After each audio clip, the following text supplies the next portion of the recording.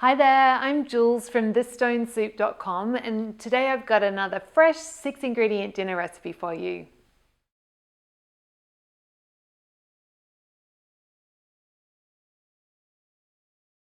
So I've had my broccoli. I just chopped it into bite-sized florets and sliced the stems, and I've just had it boiling in about a centimetre deep, so half an inch of salted water, and I'm just going to get that off the heat and drain it, and I'm going to capture the cooking liquid because we're going to use that in our sauce. Now I've drained my broccoli, I've just reserved the cooking liquid. I'm going to pop the broccoli into my bowl. It's very full.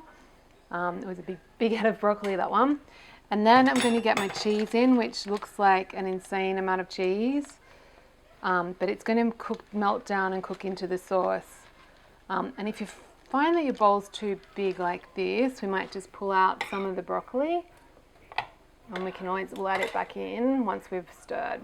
So we'll just get the cheese in, and it's going to melt into the broccoli. So amazing.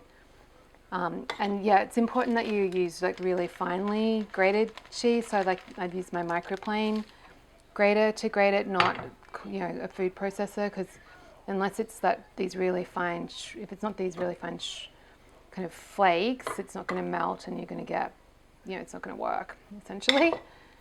So just adding cheese as you go, and then also adding probably about 2 tablespoons of the cooking liquid. I'll get the rest of the cheese on, and add another tablespoon of the cooking liquid.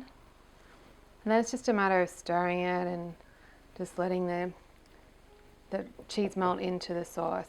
And if you make this with pasta like the traditional Italian way, then you do get a smoother, creamier sauce because there's the starch in the cooking liquid, which you don't have for the broccoli.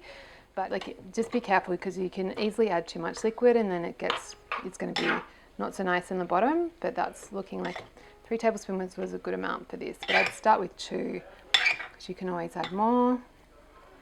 And then we need to finish with lots and lots of black pepper, because this is such a simple dish with only essentially 3 ingredients, I guess plus salt, in the cooking water. You really want a lot of pepper to give it that spice and that kick. And there we are, such beautiful comfort food. So if you enjoyed this, really encourage you to head on over to my blog. It's thestonesoup.com, and you can download a free ebook filled with beautiful, fresh 6-ingredient dinner recipes just like this one.